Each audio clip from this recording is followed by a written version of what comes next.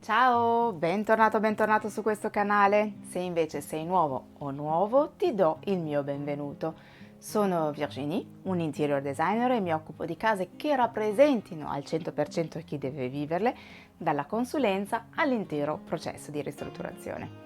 In questo canale affronterò il tema casa, cercando di darti suggerimenti utili affinché tu possa avere la casa dei tuoi sogni, una casa che ti rappresenti nel profondo e dove ti sentirai sempre a tuo agio. Oggi vorrei condividere con te alcuni consigli e trucchi usati dagli interior designers per decorare la casa con stile. Prima di cominciare, se ami tutto quello che riguarda l'argomento casa, ricordati di iscriverti al mio canale per avere altre informazioni su questo tema. Metti un bel like al video e partiamo!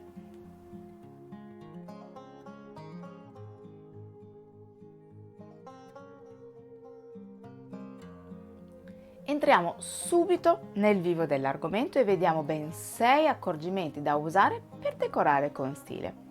Qualche suggerimento è davvero molto semplice e utilizzabile fin da subito nella tua casa.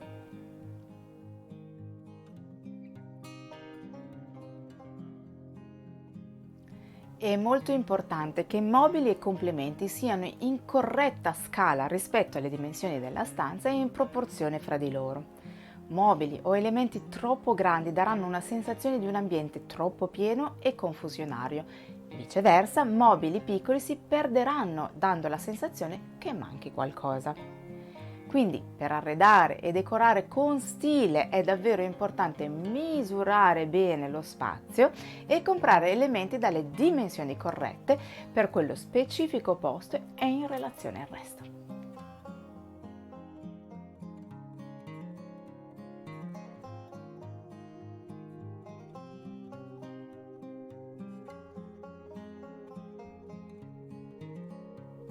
I nostri occhi amano molto la simmetria, è una cosa che inconsciamente calma. Per decorare con stile la tua casa, usare la simmetria è senza dubbio una buona cosa da fare, ma come sempre senza esagerare perché poi può annoiare. La perfetta simmetria, se ripetuta sempre, perde il suo fascino rendendo poi l'ambiente piatto. La parola chiave è sempre equilibrio, quindi non avere paura di usare la simmetria, basterà poi bilanciarla visivamente. Ora mi spiego, se per esempio decidi di mettere un quadro sopra il divano ma non centrato, potrai bilanciare dall'altro lato con una bella lampada da terra o da parete. Bilanciando i pesi visivi si manterrà un equilibrio anche senza la simmetria perfetta. L'importante è non decorare solo un lato della parete o posizionare tutti i mobili in una sola zona della stanza, senza bilanciare con qualcosa, altrimenti sembrerà che ci sia qualcosa che non va.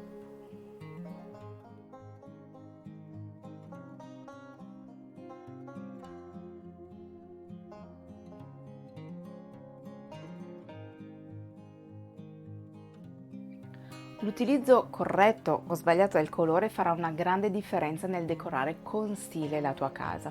Il colore ha una forte valenza psicologica ed è un alleato fantastico per le nostre case. Puoi usarlo sulle pareti, sui mobili, nelle decorazioni come quadri, cuscini e vasi, un po' dappertutto.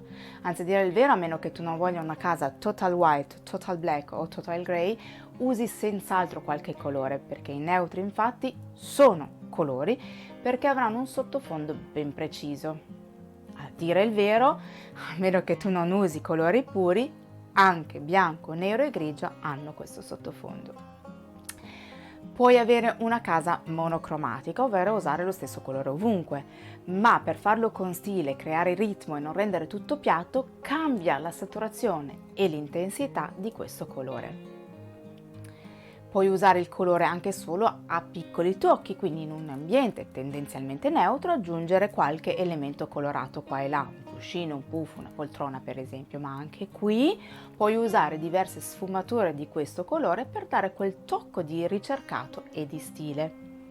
Poi naturalmente puoi usare anche più di un colore, creando una palette colori ben studiata che ti permetterà di avere un ambiente poi bilanciato e armonioso. E anche qui la palette riprendila in tutte le stanze della casa. Se hai paura di usare il colore, procedi a piccoli passi con elementi piccoli prima. Qui parlo in dettaglio di come creare una palette colori e qui come fare gli abbinamenti tra i colori. Trovi i link anche in descrizione.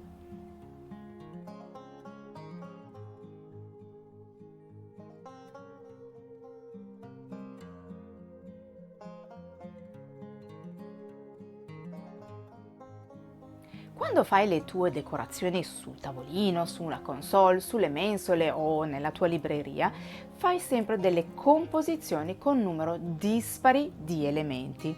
Se metti solo due elementi vicini si avrà un po' la sensazione di qualcosa di incompleto, qualcosa di messo lì un po' a caso. 1 è un numero dispari, quindi soprattutto sul tavolo da pranzo o sul tavolino mettere un solo oggetto, magari un vaso con dei fiori, può essere un'opzione. L'unica accortezza sarà che sia proporzionato alla superficie in cui è posto. Resta il fatto che 3 è sempre il numero perfetto, anche se nulla vieta di fare composizioni da 5 elementi. Piccola precisazione: se metti per esempio dei libri uno sopra l'altro e appoggi sopra un oggetto, il tutto sarà considerato come unico elemento della composizione. Quando fai questi gruppi, per renderli interessanti e ricercati, ricorda sempre di giocare con le dimensioni, con i materiali, colori e finiture diverse. Gli elementi dovrebbero creare un triangolo o una diagonale, sempre per dare ritmo e dinamicità. Anche per le composizioni fai attenzione alle cose dette nel punto precedente, ovvero alle proporzioni tra gli elementi che compongono la composizione stessa e questa composizione rispetto al posto dove viene posizionata.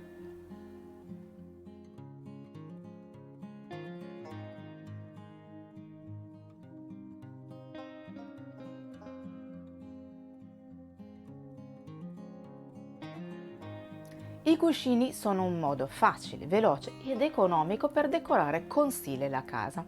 Inoltre ti permetterà di cambiare faccia ai tuoi ambienti ogni qualvolta che vorrai. Infatti, una volta comprati gli interni di dimensioni e forme diverse, potrai comprare fodere differenti da poter sostituire ad ogni cambio di stagione, per esempio, o comunque ogni volta che lo riterrai opportuno. Le fodere non occupano troppo spazio e, come appena visto, ti permettono di rinnovare casa facilmente. Consiglio di considerare i cuscini come un qualunque oggetto decorativo e quindi anche con loro, come detto nel punto precedente, fare delle composizioni a gruppi di 3 o comunque sempre in un numero dispari sia sul divano che sul letto.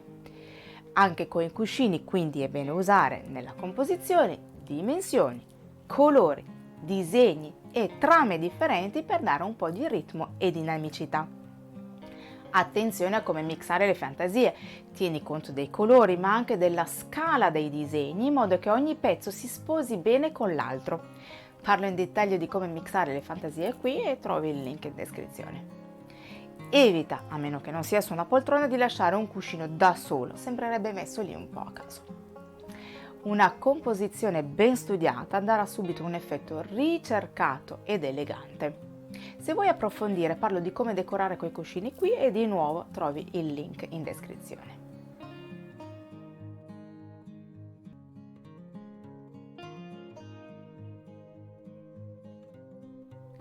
Due piccoli suggerimenti. Per avere cuscini belli paffuti, prendi interni un poco più grandi delle fodere.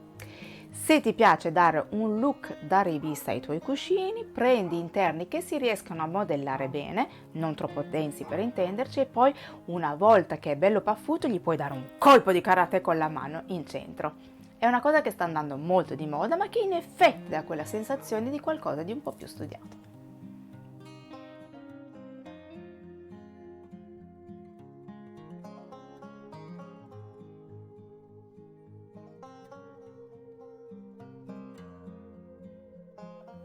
Decorare le pareti con stile non è facile come sembra e l'errore è davvero dietro l'angolo.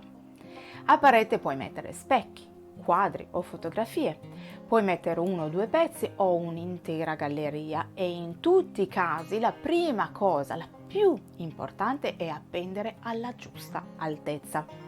Specchio, quadri o foto o meglio il centro di questi, devono essere appesi ad un'altezza che sia quella dello sguardo e si aggira tra i 145 e i 170 cm dal pavimento, ovviamente dipenderà dalla tua altezza.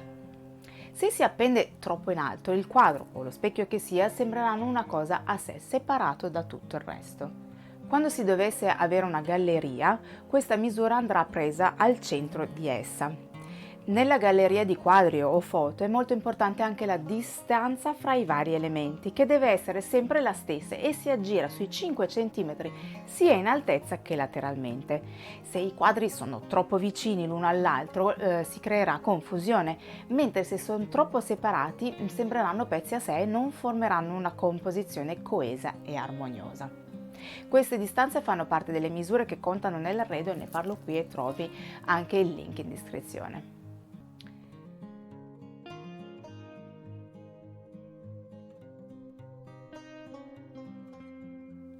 Per quanto riguarda gli specchi, come visto in altre occasioni, puoi anche osare ad usare specchi molto grandi, magari appoggiati a terra. Raddoppieranno la luce e daranno un tocco di eleganza e stile incredibile. Per i quadri invece mi raccomando di evitare di comprare elementi prodotti in serie perché non apporteranno originalità. Certo, capisco che non sempre ci si possa permettere un quadro d'autore, ma se cerchi bene potresti trovare tantissimi artisti emergenti che hanno opere davvero belle e particolari. Un'altra maniera di avere quadri originali è di crearli tu stesso. Se non dipingendo puoi usare delle stoffe, per esempio. Insomma, non limitare la tua creatività. L'importante comunque è cercare elementi che ti rappresentino, raccontino chi sei, così che tu possa decorare con stile, il tuo stile, la tua casa.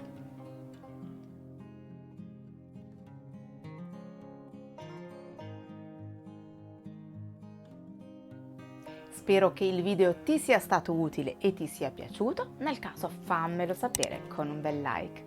Sentiti poi libero di condividerlo con chiunque tu pensi possa essere interessato, come sempre ne sarò onorata e mi aiuterà a far crescere il canale.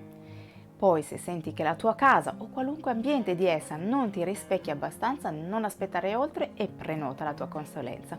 Ti basterà contattarmi, trovi i miei contatti in descrizione. Se non lo hai ancora fatto, ricordati anche di iscriverti al canale e di attivare la campanella, così non ti perderai i prossimi video. Grazie per essere stato con me. A presto. Ciao.